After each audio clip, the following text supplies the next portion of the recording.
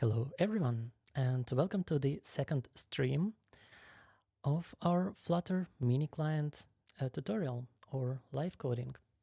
If you're watching this in recording and you skipped the first version, the first stream, sorry, then I highly recommend you to check it out first, because most likely you might be a little bit lost now.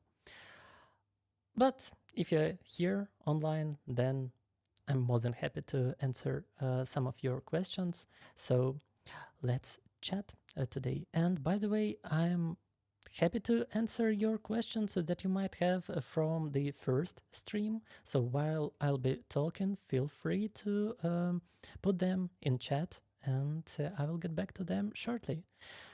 And by the way, hey Anna, hello Daria.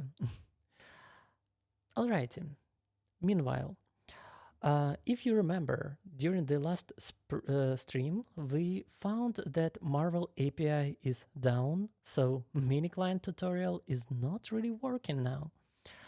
And to work around that, I propose to write another application.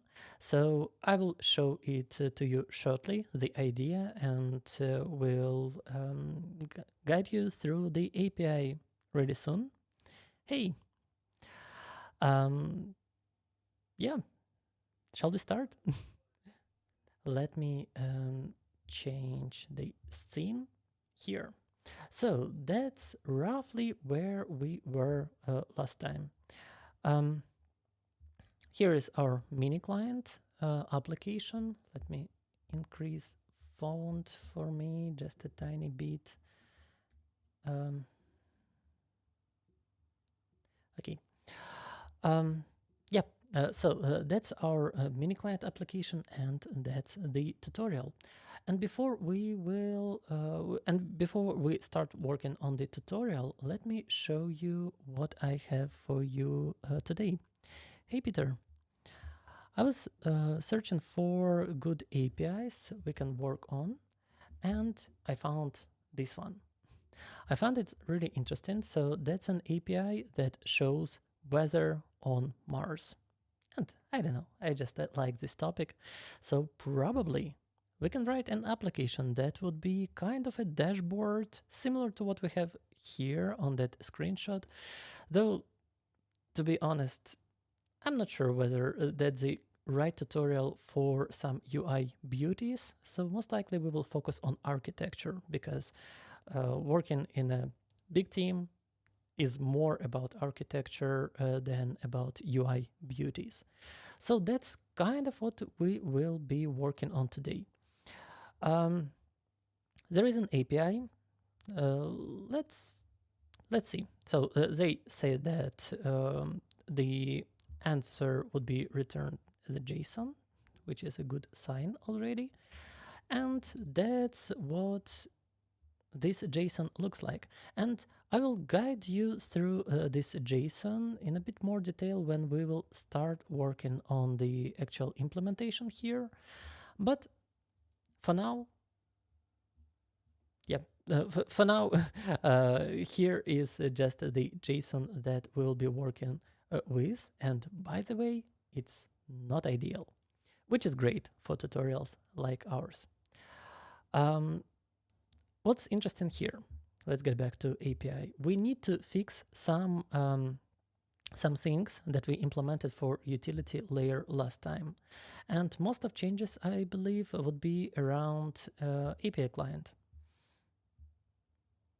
So Marvel API required a data field.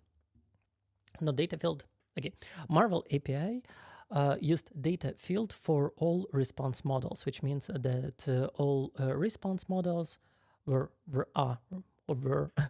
wrapped in data field. And as you may see, that's not the case anymore for this new API. Here we just have a response immediately in a JSON, which means Marvel response would not be needed. What should we do with that? Well, hey Vikram. Well, I would recommend just to drop it if we don't need it. So let me delete these two files. We will not use them. And I don't need to export them anymore. Speaking of the API itself, previously we needed to provide private and public keys. However, in this API, they use just API key. So we probably don't want to have public and API keys anymore. Let me quickly drop this private one. So I will not use private key. This name, frankly speaking, doesn't really matter. Base URL, well, let's keep base URL because why not? And let me probably rename some variables here and there, like public API key. Well, let it be public API key still. So we don't need private API key anymore. I can remove it from here and from there, and we will not need this MD5 method. So as crypto, so as convert. Most likely I can drop some dependencies from PubSpec. Yep, like crypto. It's hard to see the code. Oh, absolutely. Yep, let me zoom in. Is it better now? Meanwhile, I will continue, but please write down in chat whether you want me to zoom in a bit more. Alrighty. Public API, it was here. We don't need timestamp anymore, like that. And that's how we set API key now. Let's see. Now it's called API key parameter here.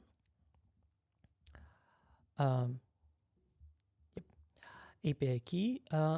They have two more parameters, feed type and version. And while they are optional and we may skip them, I still highly recommend to specify these parameters. Because if default would change from JSON to, I don't know, XML for any reason, or if there will be a new version, then you most likely want to specify the version that worked for your application before. So let's just put three query parameters there. So we want to specify a feed type and version. For feed type, we may hard code JSON because we don't really want to to have a flexibility of setting custom feed types there. So as version, we know that it works only with this version of API, and public API key would be set through dependency injection.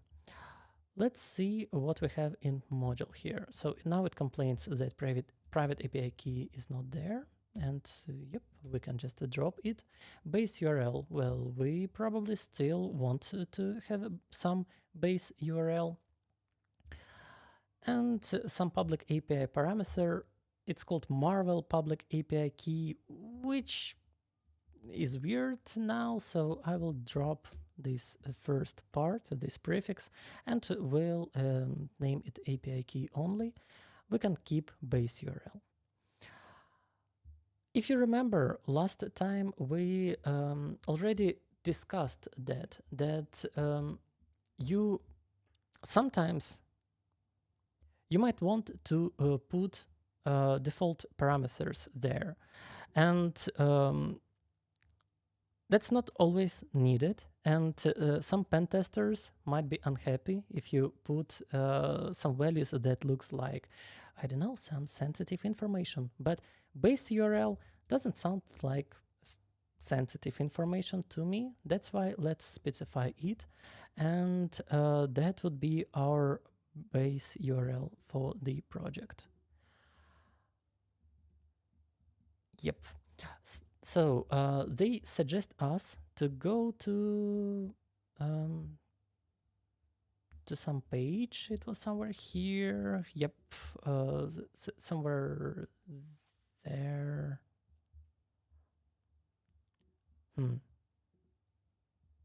That's API description. Oh, yeah.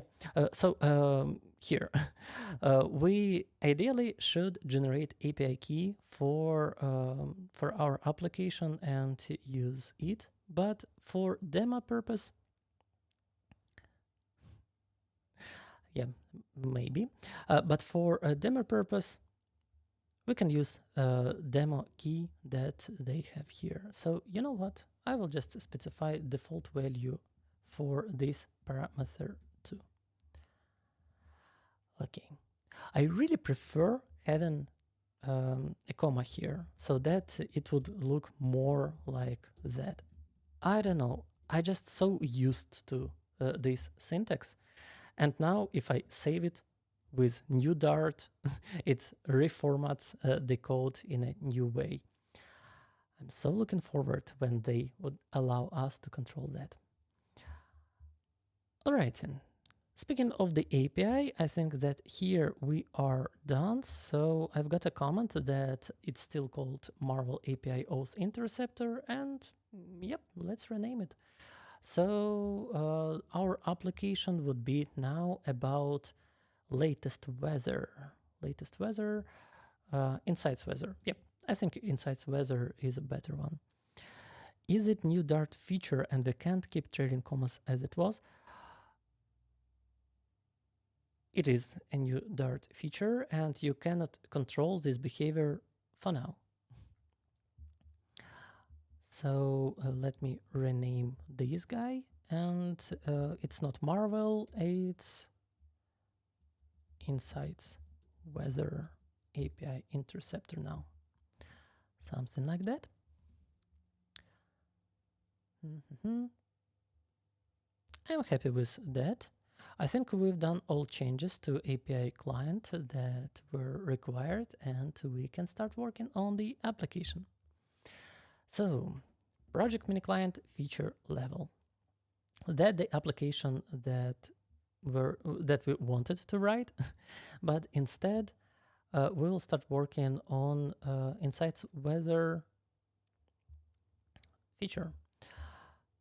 I'm just thinking whether Insights Weather is a good name for it, because it's not Insights Weather Interceptor. I bet that all API NASA.government APIs would have this similar approach. But okay, doesn't really matter. Let's start with the first feature, and let's call it Insights Weather. It's a new feature. I'll create a new file, insightsweather pubspec.yaml. Now I need to put all the dependencies here. Should I change anything? Well, probably I want to change, probably I want to change the name of this package, so that let me rename this one. It's Insights Weather now, and I remember that we were changing environment variables, right? Let me go to design system and copy paste our environment constraints here. Most likely I might want to update dependencies. So DO, yep. Flutter BLoC, absolutely. Freezed annotations, yes. Injectable. Retrofit, build runner, freezed again, but latest version, please. Injectable generator, JSON serializable, and retrofit generator again, latest version.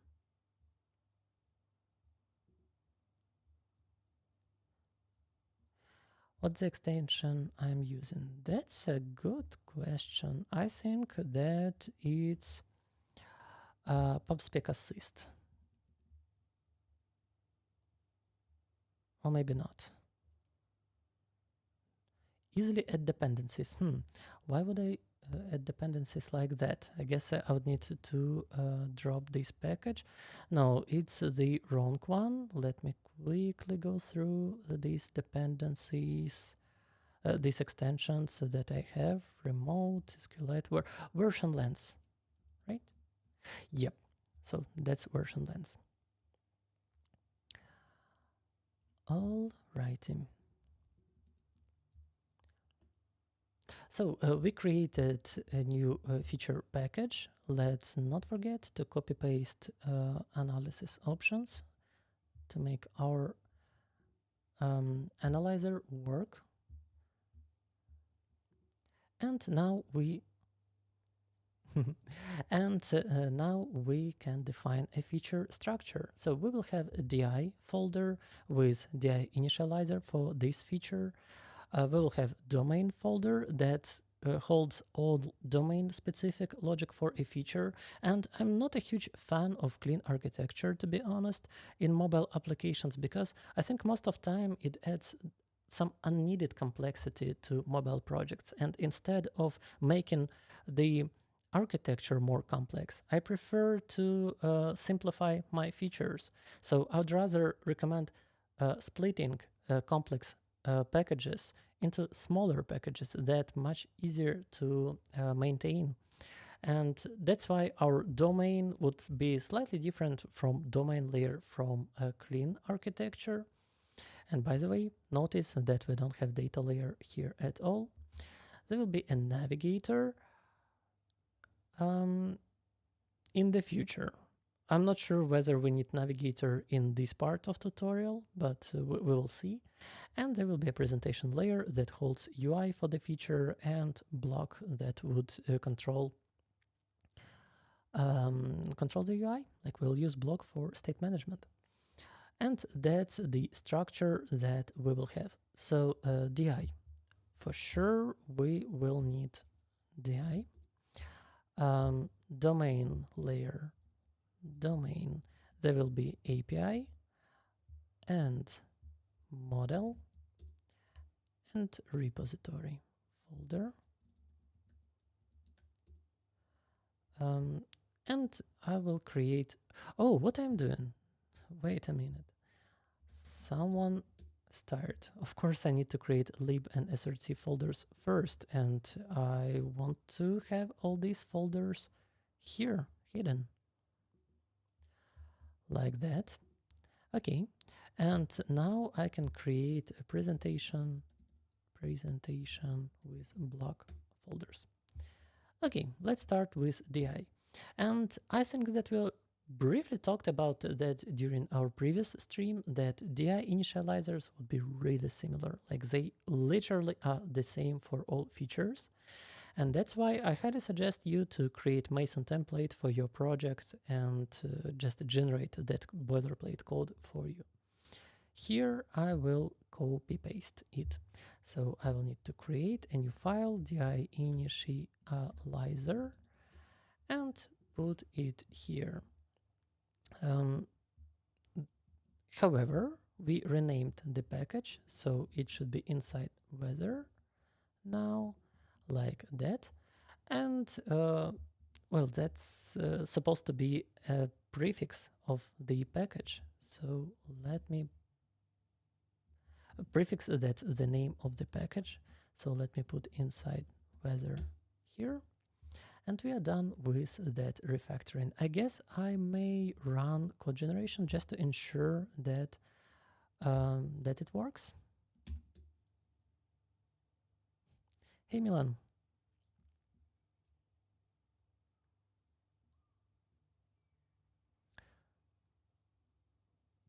Succeeded. Okay, yep, it worked. Let's move on. That was it for DI. And right now it's rather just a stub for our further initializers that we'll have here. Domain layer, and that's tricky. So domain layer in MiniClient tutorial clearly represents Marvel API, and we don't have Marvel API anymore, so we might want to improvise here a tiny bit. We probably want to think about models first. We would need to identify APIs and models that we might want to have here. Let's think about models first. Where am I? We want to display a primitive version of this dashboard, but what's most interesting here is temperature. Let's imagine that we care about temperature only in this tutorial. So that means that I want to have a possibility to get high and low temperature for specific sol, which is just a day on Mars. Let's create such a model. Previously, the application was about Marvel characters, and now it's about temperature. That's why I will go to domain, model, and create a new model, temperature, .dart. So that would be a freezed model, and I need to update my my IDE here so that it would put abstract for me.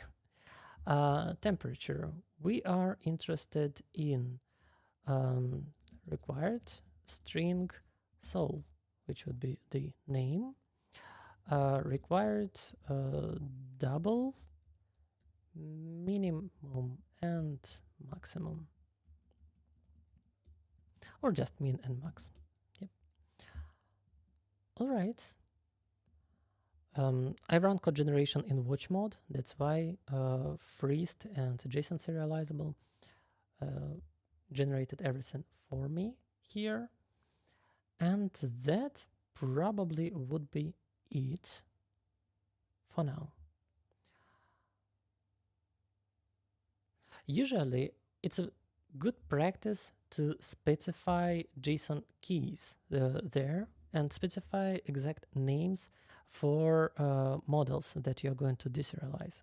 However, here we have quite a tricky situation. You know, that's our sol and that's our temperature. So we cannot really deserialize this model like that, like in one run. Instead, we might want to create many different models, like a model for all response, then model for AT, and model for AT will have everything here. And then we create a domain model for our application that would be temperature, that would combine sol and minimum and maximum temperatures there. And if it was clean architecture, then yep, converters with converters with converters and tons of models, and you would be there. However, I want to show you a slightly different approach where we could deserialize this response straight into models that we are interested in. Let's see. So that was our response model, but for MiniClient and Marvel API, but we don't need it anymore. But what we do need is this API class. Let's implement it now. That would be Marvel Characters API. Well, for us, that would be inside Weather API. Let's go here, API.dart. And I will copy paste this content. Now, again, I will need to fix my imports here. Oh, I don't have this response anymore, right? Right. I don't have Marvel response model, but what I do want to have here is list of temperatures. Get temperature, something like that. Of course, I will need to rename this class. So that would be inside Weather API here, and the class name itself. So that would be Insights Weather API. And private constructor here. Okay, so it says that we have unused import. Right, we do have unused import because in the original tutorial it was used for generic response model. We don't have it anymore, and we can organize imports to make warning go away. Okay, so Dio, I believe that everything will be already prepared for us because we create a Dio instance with correct base URL. Let me double check that. So that's our factory for Dio, and we pass base URL there. So I guess it should work. We still call it Marvel API Auth Interceptor here. Let's rename. That would be Insights Weather API Interceptor, and that's variable name. Great. Updated. So that should work. I think that we need to change the URL itself. Let's see. So our new URL will look like that, Insights Weather.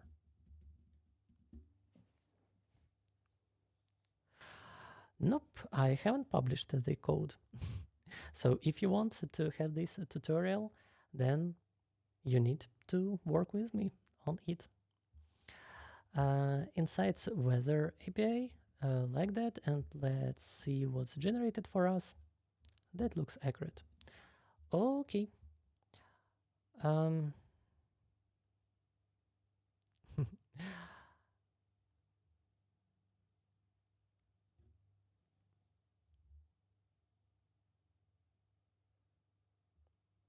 No, wait. That's not exactly what I want. I still want to put a response model there, right?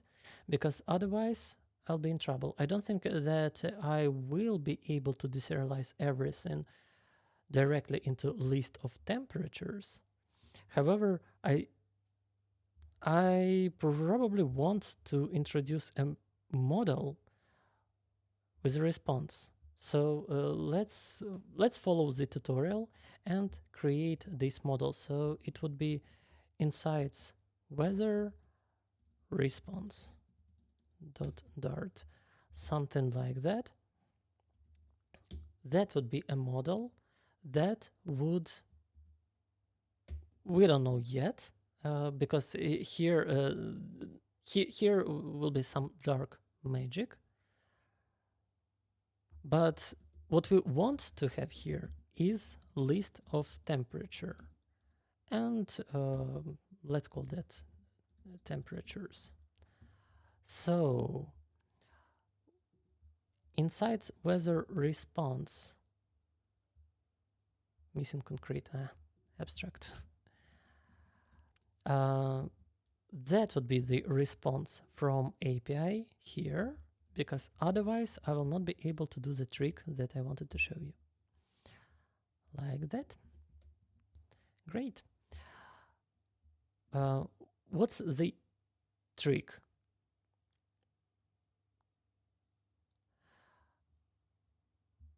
Let's put JSON keys here with name.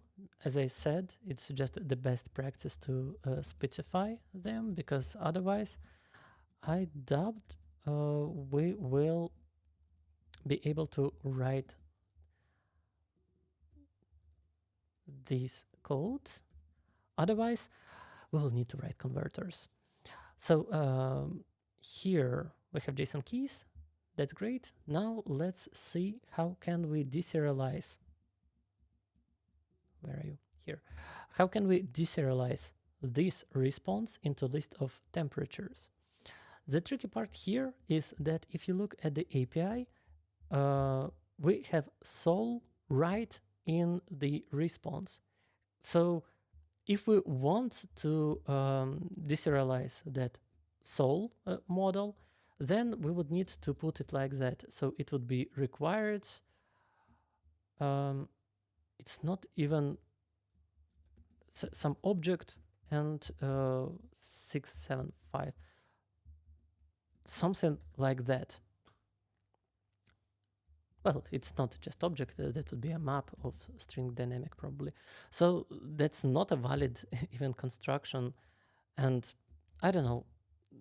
And this value is dynamic because clearly it changes daily. So that's not the way how can we deserialize this model. But if we scroll down here, then somewhere here, you'll notice this field, sol keys. And sol keys provides a list of strings that actually contains all sols for today. So that's the model that we want to work with. That's the field of that model we want to work with. That's why let me put a JSON key here with name. What was that? Sol keys. Like that. That's a good start. However, clearly our deserialization will fail because sol keys is not a temperature. Sol key is just a list of strings. That's why we would need to provide a custom parser, or we may create very interesting API. That's for sure. Totally agree. We will need to provide either converters to do many things and I don't know, work with this JSON somehow, or we may use some functionality from JSON serializable and provide this converter right in model declaration, which is always fun. So let's do that. It's called read value here, and read value is a function that converts values. So here that would be like read temperatures. Let me generate a method, but it should not be a method. It should be, if I'm not mistaken, a function that's not a method, but just a function in your file. Here we have a map, and if I'm not mistaken, linter should complain here that, hey, map should have types.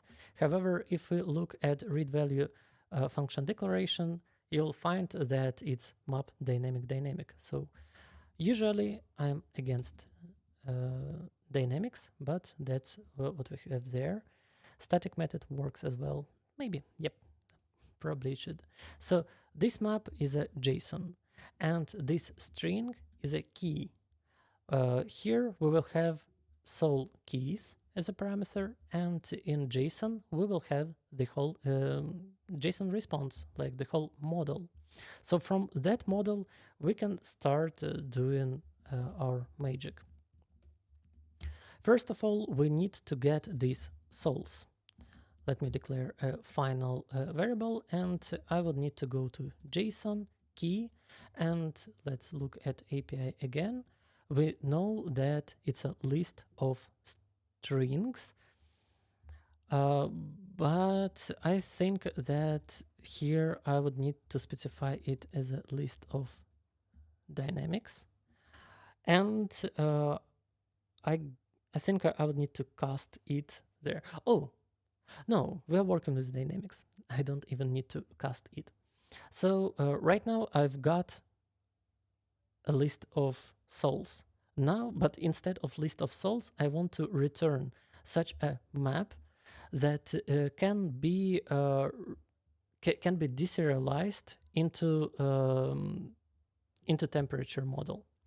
So I would need to return sols map. That would be our single sol.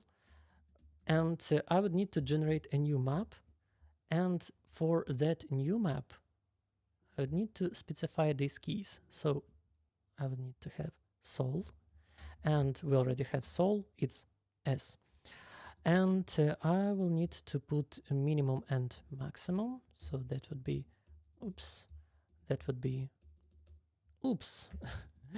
minimum.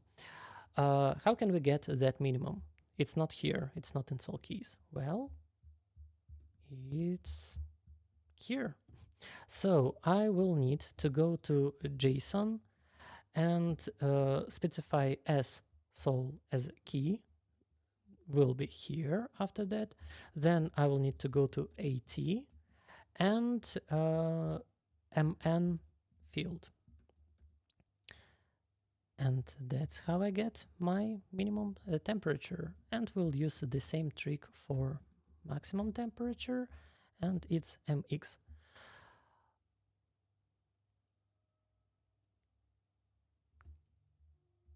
That would be iterable. I think it should work now. Just to be safe, let me convert it to list, and that improves the readability of this code a tiny bit. But we will check whether toList is absolutely required or maybe not. And that's the trick. Oops, I've lost my chat. Just a second, cannot see you. Yes, that looks interesting. That should work. Oh, air raid alarm. Joy of living in Ukraine. If you want to have more streams like that, please support Army of Ukraine. If you don't know how to do that, read my Twitter. But let's continue. Where we are, we have API. API should go to insights weather and response with a future of insights weather response. Thank you. In the response, we have this model, and we used this response as a converter for temperature, for list of temperatures. We've done that with read value function that just transforms sol keys into temperatures that we actually are interested in. I guess that should work. Let's move on. We worked on models, that's temperature. We worked on response, and we worked on API. Now it's time to implement the repository. Let me put insight weather repository.dart. Okay, it will be really similar to what we had in a MiniClient, in original MiniClient tutorial. Let me again copy paste this title and replace it here. That would be Insight Weather API. And as for the model, Marvel characters, it's not Marvel characters. So let me copy paste correct classes here and there. Now it should be Insights Weather here. Alrighty. It returns result of a list of temperatures. Get temperature, something like that. We have one API call without parameters, so I can use short version there. And here, I guess it should be temperatures, like that. So if you remember like what we've done during our first stream, we created this result model and created from async factory that just runs a function that returns a future, it awaits it, and on exceptions or errors, it just returns failure, otherwise it returns success. And then we map the value of success. So if result contains a failure state, then this map will do nothing. If it's success, then it goes to actual model and will get temperatures from there. So that should be it. Let's go to presentation layer, and we wanted to use BLoC there. Let's start it with event. Again, let me copy paste this guy. So I will need to create a new file, which would be inside weather event, and let me create the rest of BLoC boilerplate there. So that would be state and BLoC.dart. Usually I don't create blocks manually because I tend to use Mason templates. You can use Mason for many things. Do you use BLoC at Tide? Yes, we do. And this tutorial shows the approach that we use at Tide for features that we're working on. So it's really similar to what we have in our code base.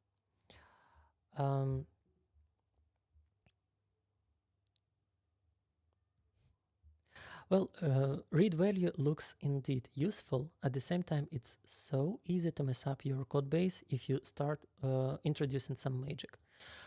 As a rule of thumb, I recommend to keep everything small and tested. Like if you have a small package with just a few files in it and only a few classes, even if there is some magic there, it's still not that scary, right? And of course, if everything is tested, then when you'll be refactoring your code, you will be sure that you will not be able to accidentally ruin your code base with some changes. So yeah, a question from Volodymyr: do you prefer BLoC versus Qubit? Most of time I use BLoC, and soon we will see why. But let's implement the event first.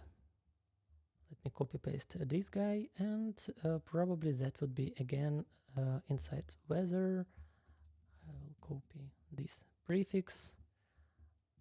That would be inside weather event. Alrighty, I can rename everything myself. Load, and that's our handler.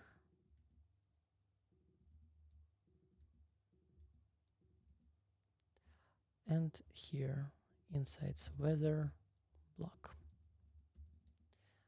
I guess it will complain now because inside weather BLoC is not ready. It's not complaining. I wonder why. Okay.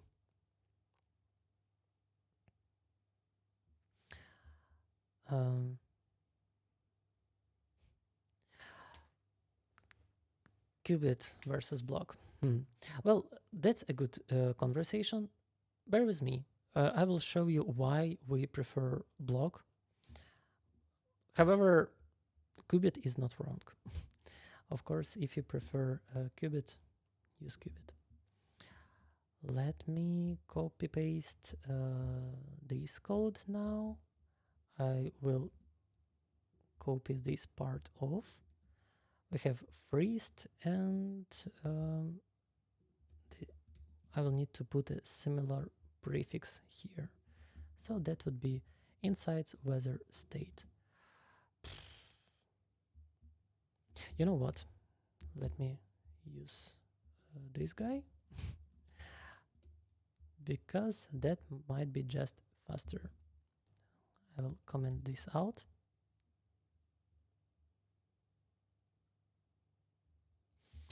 And yeah, so this tutorial suggests us to create 3 different states: loading, success, and error. That's fine. Let's do that. There will be loading state, and that would be sealed class. And this tutorial relies on a freezed second version. With our latest freezed, it will not generate us map and when functions. So I would propose us to make states public then, because otherwise we will not be able to use pattern matching and that would be a big problem. So here we will have a loading inside weather state, and I need to create two more states. That would be success, like that, and error states. Error and oops, and error.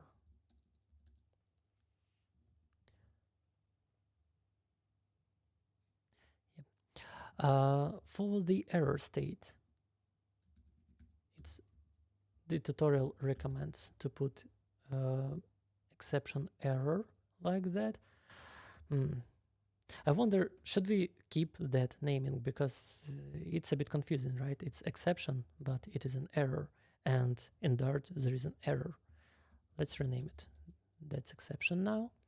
And here in success state, we supposed to have Marvel characters, but in our implementation, there will be a list of temperatures. Temperature. Something like that. And of course, we cannot have it here. So we will need to write a proper BLoC first. Let's move on. And that's the first version of our BLoC. Oops.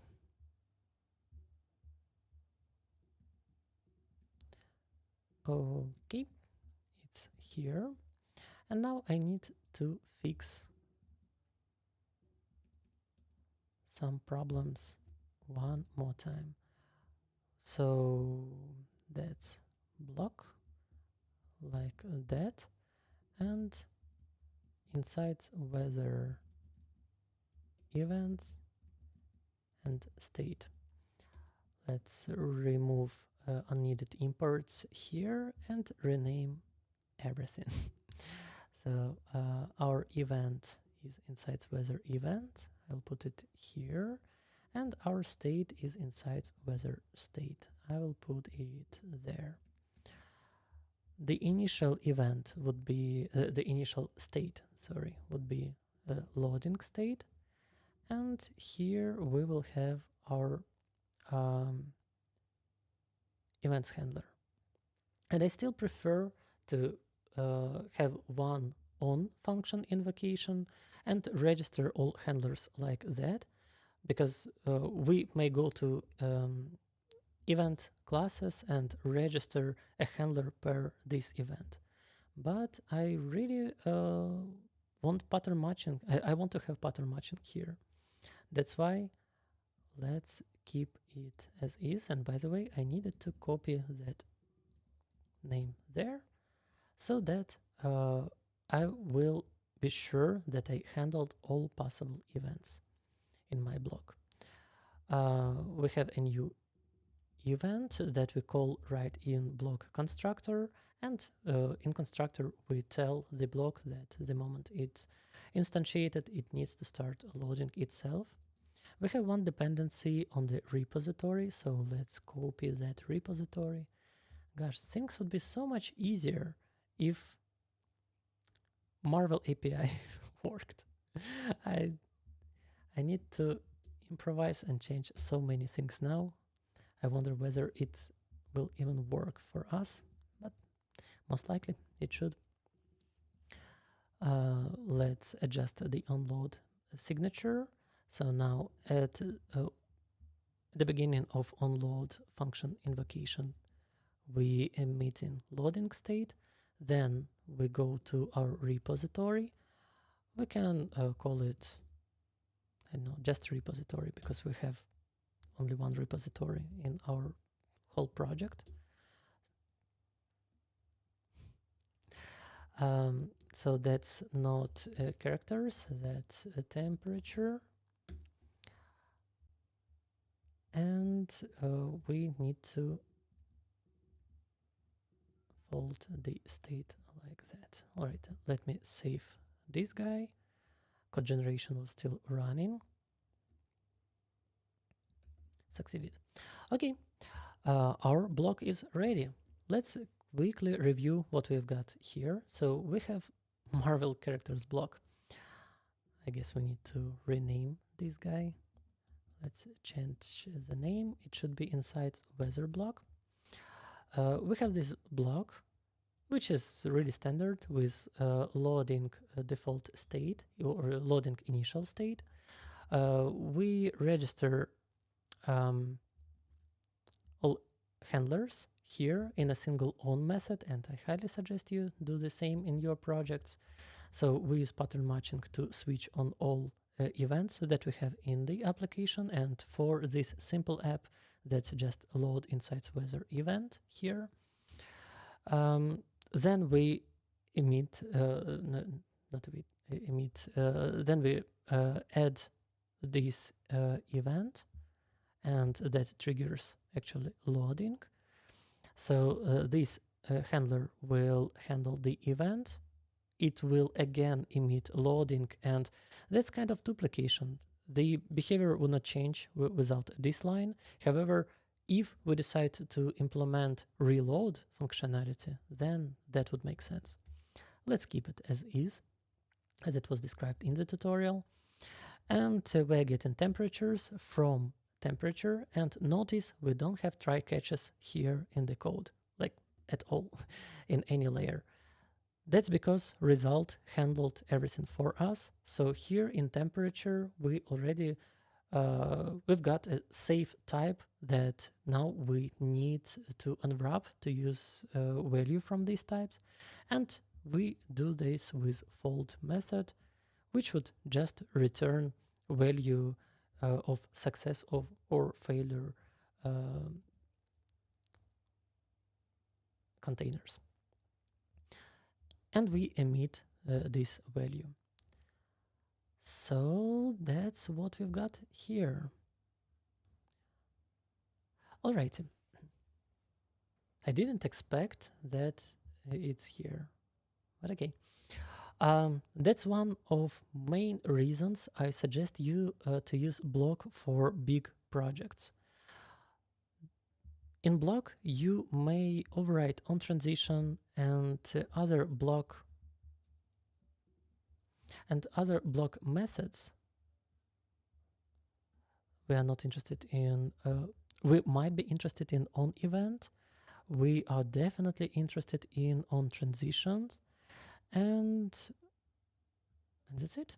No, I think that there were more. Where am I? Here, my BLoC base, and in BLoC base there is an emit on change. Yep, and there is an on change. Though not that sure about on change, but speaking of on transition and on event, you might want to use them for logging. Let's add monitoring dependency here. Monitoring is not there. Why? Do we have it here? Yep, we do have tide monitoring. Is it exported from the package? Let's look at the barrel file. Monitoring should be there. Alrighty, one more try. Okay, I can write this import myself. Package, tide monitoring, and now it's solved. Alrighty, now we need to add it to constructors, this monitoring, and let's implement the same trick and just copy paste this guy. I prefer to have overrides here before my handlers, because when I'll be reading this code in a month or so, I will not remember whether I have any monitoring here. What do I do on transition? Do I track anything? That's why I prefer to have them there. Let's fix some problems. And here it looks at the next state. And if next state is error, let's see what was the name of our error state. Like that. Then we report this error. In our case, we just call log, which is not always good, because it really depends on how critical the problem is. If that's just a minor problem or minor expected problem, then you might want to use log. However, if something unexpected is happening, then you might want to report a crash or fatal here instead. But I see that all we have is a log function that would just print in console, which makes sense for this application, but please don't use this in production. Okay. And we are ready to go to our page. We need to add an import for temperature, and that will fix all problems. I see we have two issues. Why is that? So we need to sort imports here and organize imports there. Okay, now we don't have any warnings in our project. Let's start working on the page.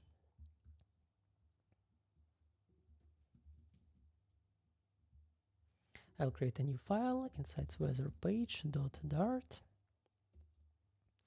Insights weather page. And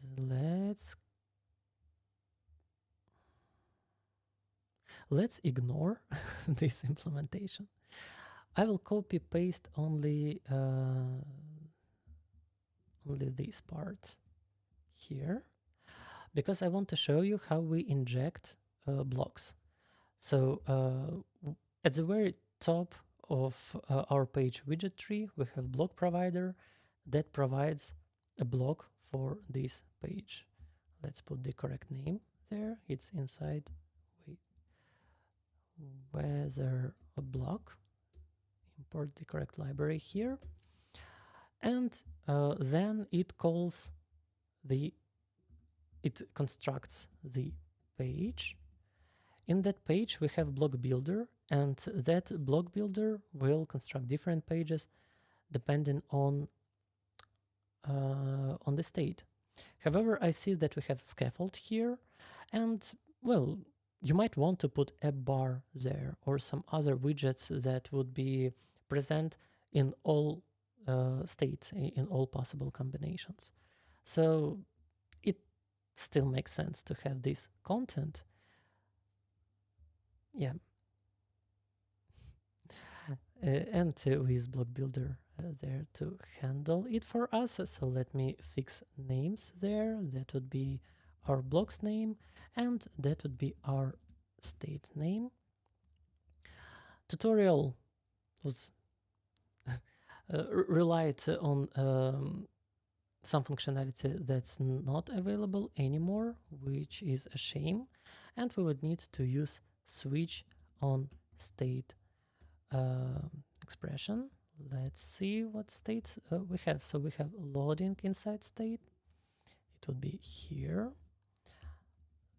And we have two more states. That would be success state and error states. So that's our success and that's our error states. Alrighty.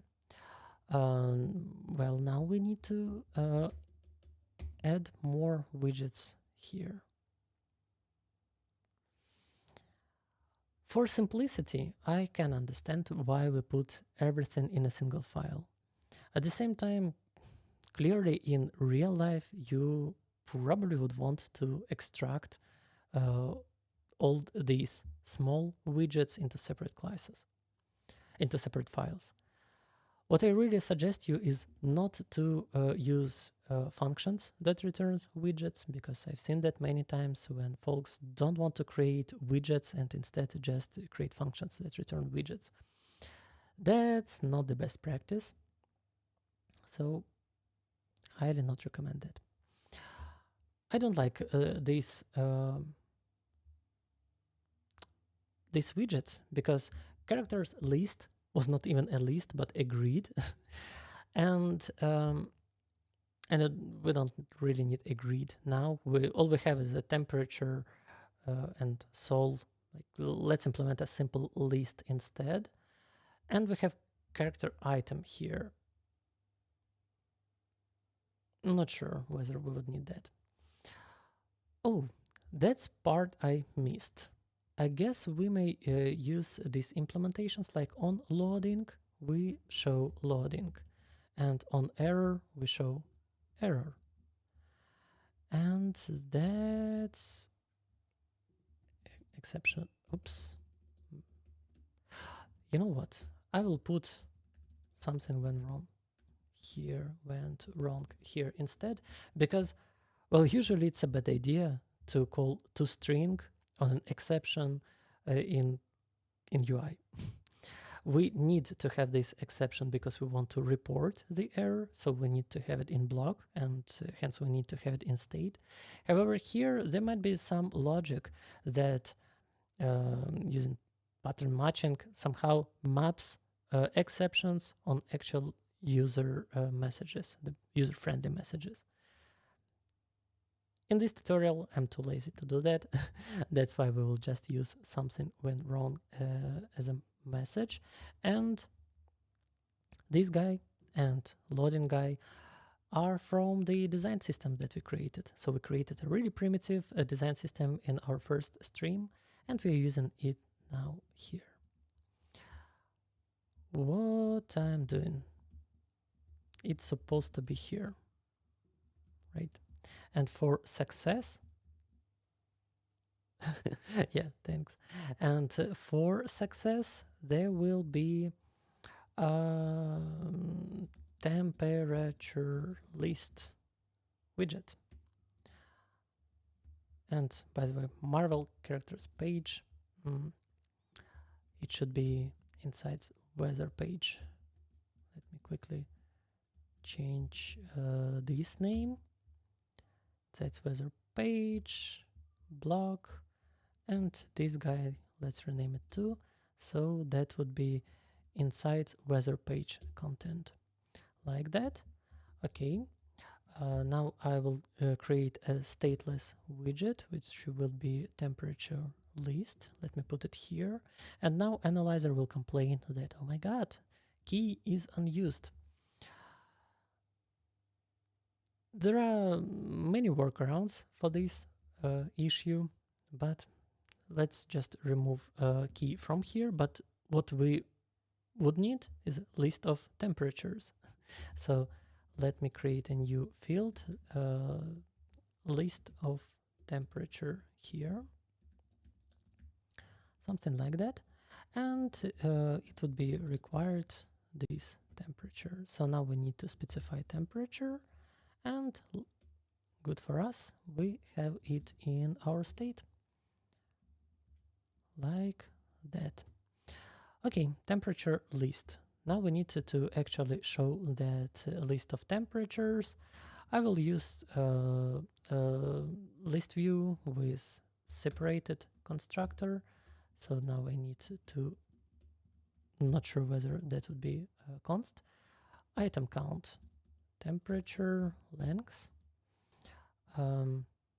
separator builder, context and index, and let's just use divider here. And of course, we might want to create our own custom divider for this project so that it would be aligned with our design system. But we are writing really trivial application, so I will not do this today. And item builder, context and index. To keep things simple, let me just return a list tile here. We have a question probably. I know we recommended to use localization based on the features, but does it make sense to keep creating more and more app delegate classes for each feature to support that? App delegate, that's something from iOS world, right? Probably you meant localization delegate, and yes, it makes sense to isolate localization delegates for per feature, because that would allow you to really easily do, for example, A/B testing. If you decide to experiment and see which feature performs better, which implementation of the same feature performs better, you will be easily it would be easy for you just to drop the implementation that you don't need in the future. And of course, it will be much easier for your team to maintain localization if localization is spread across the project in different features and not written in a single file somewhere on application layer.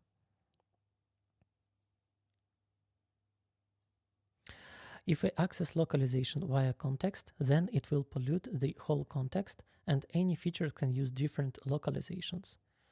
Different localizations, you mean different translation files? Yes, features may provide their own localization delegates and have their own localization delegates. In fact, that's what we do at Tide. Let's continue with the implementation. So we have here item builder. Item builder title would be the text, and in the title there will be, I don't know, sol and temperature index sol. And for subtitle, I will use again some text. And let's keep it simple. So I will put minimum temperature index, minimum, and maximum the same, temperature index maximum.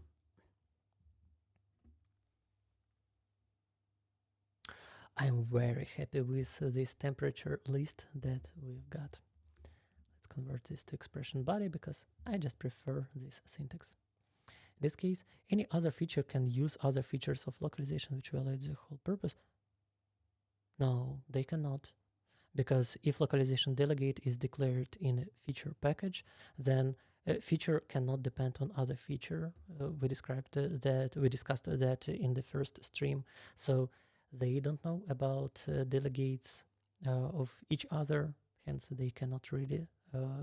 You cannot really get text from other features there. Let's move on. The last bit that we have here is a barrel file. Let me organize imports here and create a barrel file here. Inside weather dart with some exports.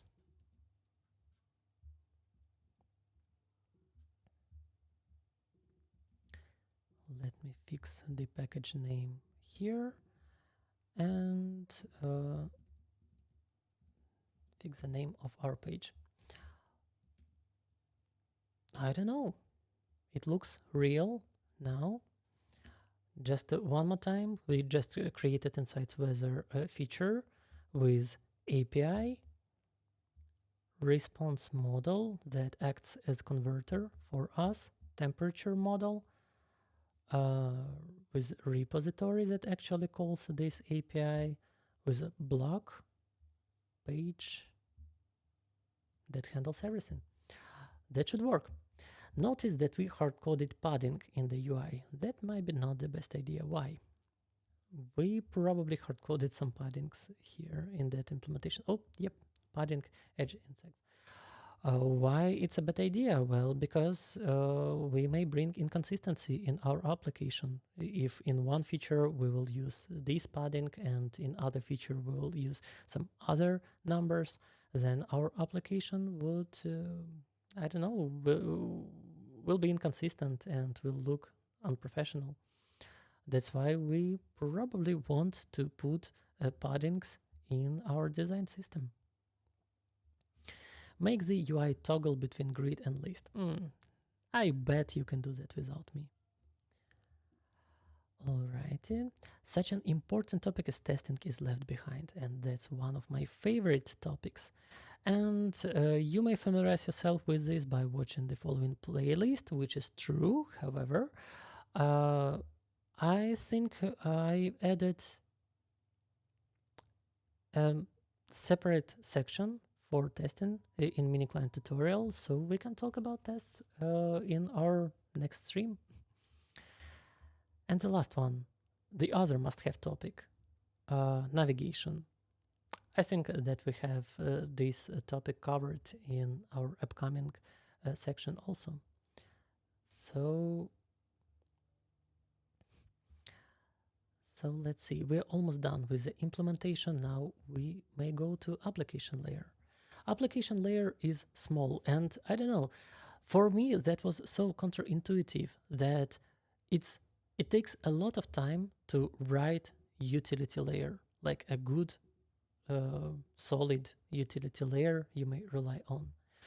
It will take less time to write a feature because features are more or less simple. If you have a good utility layer, then it's not that hard to write features.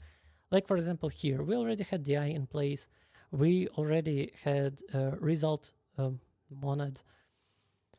We have monitoring. So if you have a good utility layer, then it's easy to write, to work on features packages. With the application, it's even more trivial because if you have good features and good utility layer, then it's really easy to write an app. So let's work on the application. The tutorial suggests us to create runner configuration. That makes sense because right now if I go here, I have just run and debug, and VS Code is smart enough to understand what I want from it, and it will run the application. But here we needed to provide our public and private keys, and of course you cannot provide them with just click on run and debug button. So that's why we needed to create a launch JSON file. Let's create one here. It created a standard launch configuration with too much boilerplate because I don't really want to run tight prelude, for example. So instead, I will replace its content with this one. It says name MiniClient. Well, yes, it's still called MiniClient. The application is still in MiniClient. Oh, by the way, I've seen some questions there. If an app has multiple flavors, does it make sense to use string from environment to provide API key? Yes, I think so. It makes sense to provide values through Dart defines. And by flavors, I think you mean native flavors, and it still might make sense for you to maintain both Dart defines or string from environment and flavors in native code. So yes. I remember a part that used Flow Builder. Do you still use that package at tight? I remember there's been an issue with deep links. Yes, we do use this package. We don't have an issue with deep links because we handle deep links in a special way. But we still use Flow Builder. It's just great. Though there is one more annoying bug there, but we may talk about that during our next stream, where we will cover Flow Builder and navigation. Flavor means dev pre-prod prod. Yeah, I get that, but in native world, there is a way to implement flavors. Like for example, in Android manifest, you may specify flavors there, and you may inject values like that with native flavors, or you may use just Dart defines and get the same result. So you may have environments like dev, pre-prod, and prod. You may have environments and not use flavors from native world. I hope that makes sense. Yeah, let's review what we have here. So we have launch.json configuration, MiniClient, launch, Dart define. Let me double check this name that it expects. It's in DI module API key. So now we have Dart define API key, and the value is a demo key or something. Yep, demo key, like that. and I will provide API key only. So for profile and release modes, I will provide nothing because we might want to have other API keys there, or maybe we might want to use the same. It doesn't really matter. For this tutorial, let's just stick with debug mode for simplicity. I guess that's done. So now if I go here, now I see MiniClient, MiniClient profile mode and release modes, and not just a generic blue button. Now we need to update pubspec YAML file. Let's do this now. Let's go to the application. That's our generic pubspec. And let me copy paste this guy. Alrighty, API client, design system, Marvel characters. Nope, we don't have Marvel characters anymore. We have insights weather. Let me copy that name here and put it here. Tide monitoring, tide DI, dev dependencies. That looks great, but of course we need to change analysis options and use our linter rules like that. This guy is unhappy. Why?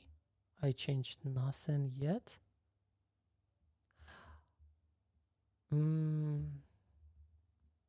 I don't know.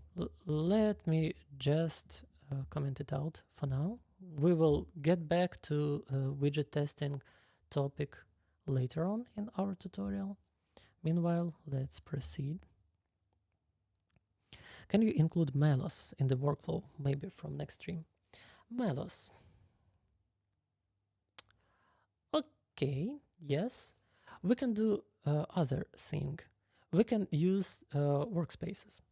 And why don't we use workspaces in that stream if we end up in, I don't know, 12 minutes or so? Okay, let's add DI initializer to this project. It should go to lib, new file, src DI initializer. I guess I have unneeded character there. So initializer would just combine all our initializers under single umbrella. Here we again would need to fix imports. So it's insights weather now, and in the insights weather there is insights weather DI initializer like that. Now we need to sort directives. Apart from converting BDD, obviously, what else we should focus on the testing? I mean, should we test repository? Thoughts. Oh yeah, I do have thoughts on that, and there is a huge difference between solitary and sociable testing approaches. We will talk about that during our next stream, because that's a really great question. What should be tested and how to get 100% of test coverage without tears? Now we need to work on the presentation layer. So this tutorial suggests us to create a boot page. Let's do this. src presentation boot page, a new file like that. Let me copy paste this content, and here there will be inside weather. No, I have export inside weather page. Weird. Okay, inside weather page, import here, and this file does not exist anymore. Let's organize imports. Let's see what's going on here. So we have a boot page, which is a stateful widget, and it has an initialization. Its state has initialization future. Yep, future void. So we store this future in the state, and then we have future builder that we pass this future to. And if it's initialized, then Insights weather page will be opened. Otherwise, we'll display loading. Not ideal, but I bet there is a question about that in bonus tasks. So let it be for now. Let it be like that. Now we need to modify the application itself. It will give a glimpse on how malloc boosts productivity. Yes. Though that's not the main reason why we use malloc.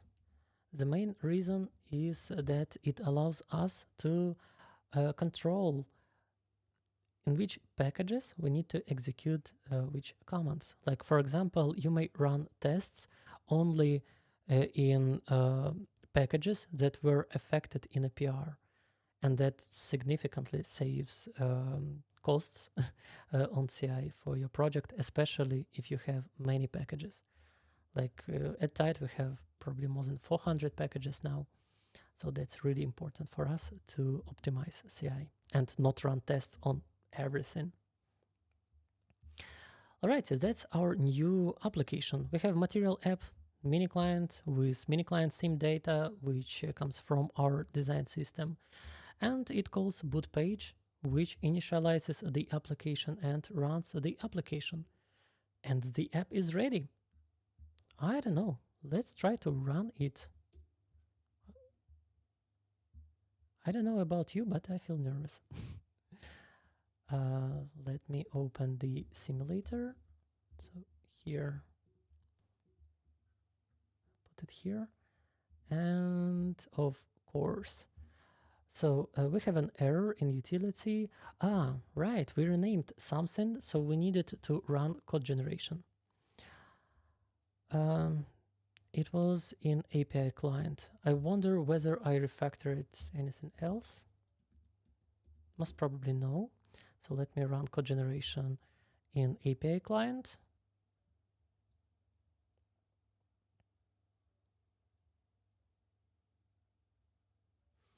Okay, it's done. What do we have here? We still have code generation run in watch mode. We don't need that anymore, so let me just kill this session. Let's try again.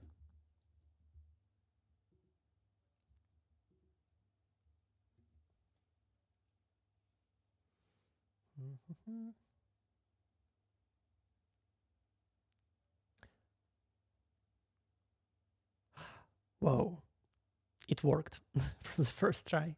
I'm so proud. Nice.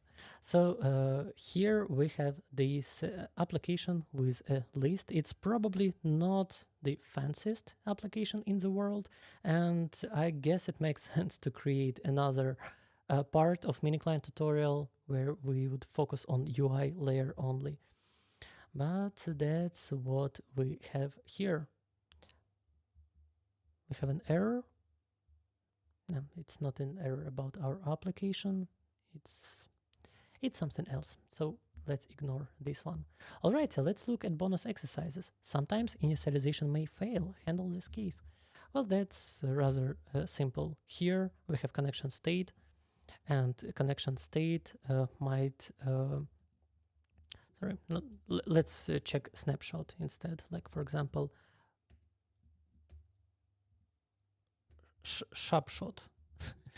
No, it's not sharpshot, it's snapshot. So let's check snapshot, and here we have data and error states. And instead of this connection state done, we may check data. So if snapshot has data, then everything is fine. However, if snapshot has error, then probably we might want to handle these separately somehow. I think we might want to create another page for this state, but to keep it simple, I will just kind of create a page here. So that would be a scaffold with body and error widget with some message. Try again, I don't know. something, some meaningful text there. So for sure, you might want to handle this case. And by the way, it's always a good idea to handle this case also when initialization takes too long, because in some devices, initializations of big applications takes minutes, and some dependencies even fail initialization in a very interesting way. That will not actually fail the initialization, but it will just make it so so slow that in fact it will never initialize itself. So you might want to know about that. You might want to implement a custom page where you still may continue the initialization here in this custom page, but you might want to track such cases so you know that something is wrong with your application. Hey, hello. What benefits you might get by replacing Dart defines with Dart define from file? Consider the refactoring. So, well, obvious benefit is that we can put that file under git ignore, and in that case, here we might want to put some semi-sensitive information like API keys. You don't want to commit these API keys. At the same time, you probably want to commit launch.json file because you want to preserve your launch configurations. That's why it makes sense to extract these Dart defines to file and use Dart define from file that will be added to git ignore so that you will not have it committed in the repository. Alrighty, we've done with basics, and I promised you if we manage to do this quickly, I can use Dart workspace. Let's kill this guy and create a new pubspec.yaml file. That would be a MiniClient workspace, like that. I guess I may copy constraints like environment, like that, and I don't think I remember syntax there, but most likely that would be something like that. Workspace. Thanks, Copilot. Let's review what we've got here. Workspace name. We don't need name. We need just list of packages in workspace. So that would be app MiniClient, utility, API client, TiDi, design system, TiD monitoring, and feature here. I'd prefer to put feature before utilities because that's what we see here. Name, the name field is required. Well, yeah. All right. Oh, yeah. And of course, now we need to anyone from TiD here? Me. And now we need to specify resolution for each of our packages there. So resolution workspace. If I'm not wrong, that's what we should do. And I need to update all my files like that.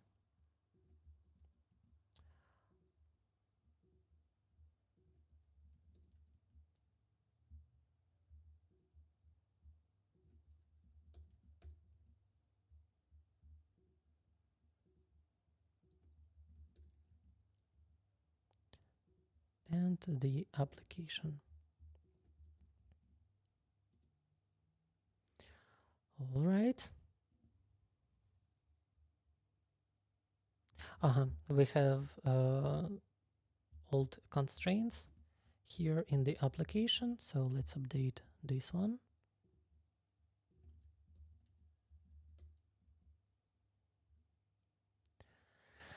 Alrighty. Utility API client pubspec is not included in workspace from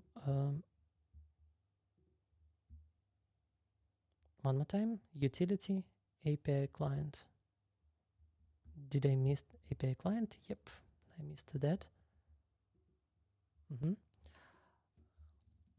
Resolution workspace. And now we have workspaces. So you may see that most of log files disappeared. I wonder why we have this guy here. It should disappear also. And this, well, that's probably some glitch, but it will go away. And now we have a single package that controls our application. So that's not really an alternative to Melos, clearly. However,